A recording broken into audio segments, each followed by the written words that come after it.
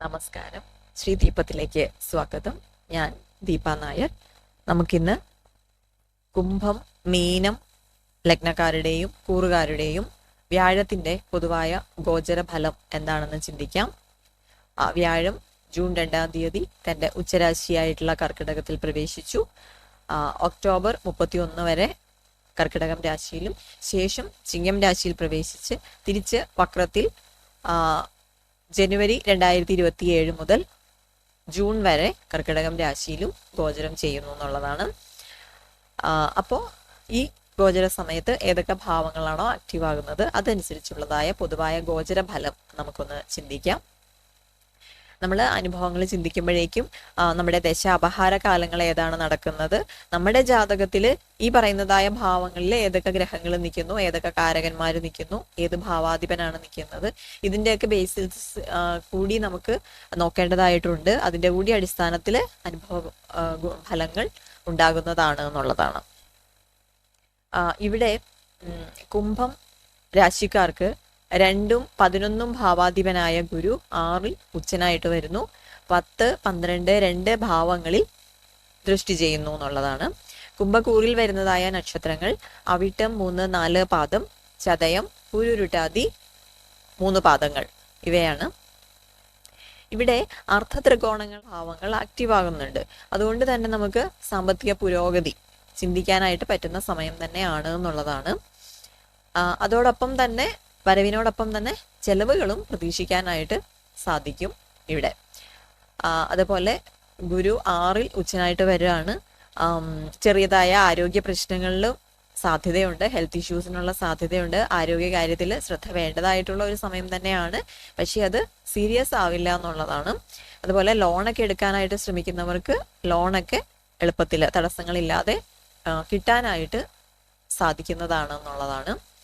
എന്തെങ്കിലും കേസൊക്കെ ഉള്ളവരാണ്, നടക്കുന്നവരാണെങ്കിൽ അതിൽ വിജയ സാധ്യത ചിന്തിക്കാം. പക്ഷേ പുതിയ കേസിലൊന്നും പോയി പെടാതിരിക്കാനും ശ്രദ്ധിക്കേണ്ടതായിട്ടുള്ള ആവശ്യമുണ്ട്. പിന്നെ ഇവിടെ സംസാരം അല്പം ശ്രദ്ധിക്കേണ്ടതായിട്ടുള്ളതായ ആവശ്യമുണ്ട്. 2-ൽ ശനി നിൽക്കുന്നു, 2-ാം ഭാവാധിപൻ 6-ലാണ്. അപ്പോൾ സംസാരത്തിൽ ചെറിയ വഴക്കങ്ങൾ, വാക്ക് തർക്കങ്ങൾ, കോൺഫ്ലിക്ട്സ് ഒക്കെ സാധ്യത ചിന്തിക്കാൻ പറ്റുന്നതായ സമയമാണ്. അതുകൊണ്ട് സംസാരത്തിൽ മിതത്വം പാലിക്കുക എന്നുള്ളതാണ്. പിന്നെ മത്സര പരീക്ഷകളൊക്കെ എഴുതുന്ന ആളുകൾക്ക് വിജയ സാധ്യത ചിന്തിക്കാൻ പറ്റുന്നതായ സമയമാണ്. ഇവിടെ 10ലേക്കും ഗുരുദൃഷ്ടി വരുന്നുണ്ട്. നമുക്ക് ജോലിയിലുള്ളതായ മാറ്റമോ ജോലിയിലുള്ളതായ പുരോഗതി, ഉയർച്ച ഒക്കെ ചിന്തിക്കാനായിട്ട് സാധിക്കും. താൽക്കാലികമായിട്ട് ജോലി ചെയ്യുന്ന ആളുകൾക്ക് അത് സ്ഥിരമാവാനുള്ളതായ, പെർമനന്റ് ആകാനുള്ളതായ സാധ്യത നമുക്കിവിടെ ചിന്തിക്കാം. ജോലി സ്ഥലത്ത് കുറച്ച് കോമ്പറ്റീഷനോ ശത്രുതയൊക്കെ ഉണ്ടാകാനുള്ളതായ സാധ്യതയുണ്ട്.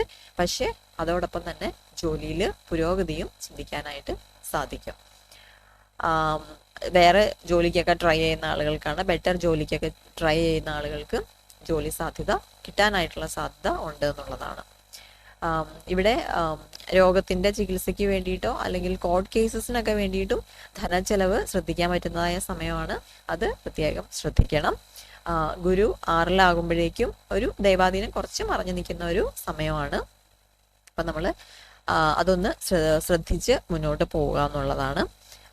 അങ്ങനെ കുംഭം രാശിക്കാരെ സംബന്ധിച്ചിടത്തോളം ഒരു ഗുണദോഷ സമ്മിശ്രമായിട്ടുള്ള ഒരു അനുഭവമാണ് ഈ ഗോചരത്തിൽ ഉള്ളത് എന്നുള്ളതാണ്.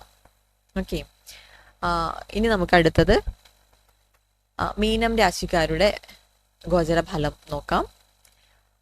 മീനം കൂറിൽ വരുന്നത് പൂരുരുട്ടാതി അവസാന പാദം, ഉത്തരട്ടാതി, രേവതി എന്നീ നക്ഷത്രങ്ങളാണ്. മീനം രാശിക്കാർക്ക് ലഗ്നാധിപനും 10-ാം ഭാവാധിപനുമായിട്ടുള്ള ഗുരു 5-ൽ ഉച്ചനാകുന്നു.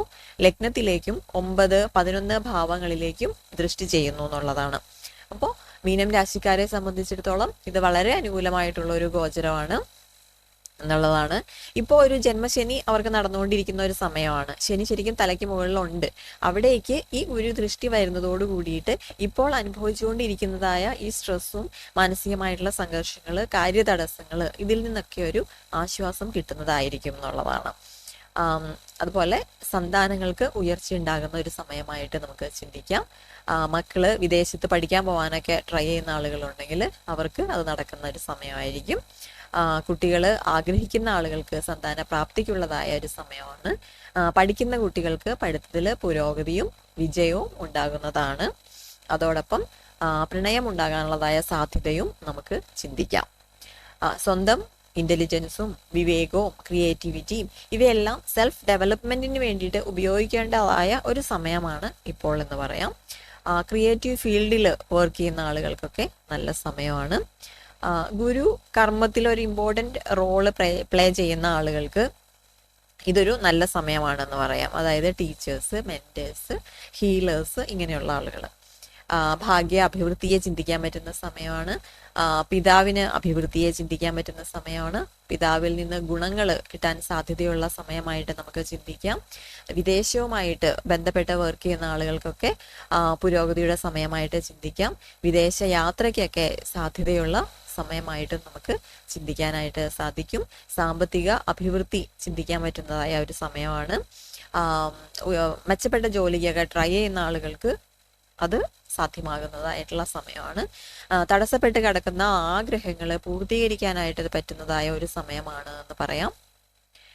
ഇവിടെ കർമാധിപൻ ധർമ്മഭാവത്തിൽ ദൃഷ്ടി ചെയ്യുന്നുണ്ട്. ധാർമ്മിക പ്രവൃത്തികൾ ചെയ്യേണ്ടതായിട്ടുള്ള ഒരു സമയമാണെന്ന് പറയാം. സത്സംഗങ്ങൾ പോലെയുള്ള കാര്യങ്ങളിലൊക്കെ ഇൻവോൾവ് ആകുന്നത് നല്ലതാണ്. അതുപോലെ ആധ്യാത്മിക പ്രവർത്തനങ്ങളോ തീർത്ഥയാത്രയോ ഒക്കെ സാധ്യതയുള്ള സമയമായിട്ടും നമുക്ക് ചിന്തിക്കാം. പിന്നെ മീനം രാശിക്കാർക്ക് അവർക്ക് സ്വയം നല്ലൊരു ഗുരു ആവാനുള്ളതായ ഒരു സാധ്യതയും നമുക്ക് ചിന്തിക്കാനായിട്ട് സാധിക്കും. ഇതാണ് മീനം രാശിക്കാരുടെ പൊതുവായിട്ടുള്ള ഗോചരഫലം എന്ന് പറയുന്നത്. ഇപ്പോൾ നമ്മുടെ എല്ലാ രാശിക്കാരുടെയും വ്യാഴമാറ്റത്തിന്റെ ഫലങ്ങൾ എന്താണ്, പൊതുവായിട്ടുള്ള ഫലങ്ങൾ എന്താണെന്നുള്ളത് നമ്മൾ പറഞ്ഞു കഴിഞ്ഞു. എല്ലാവർക്കും നന്ദി, നമസ്കാരം.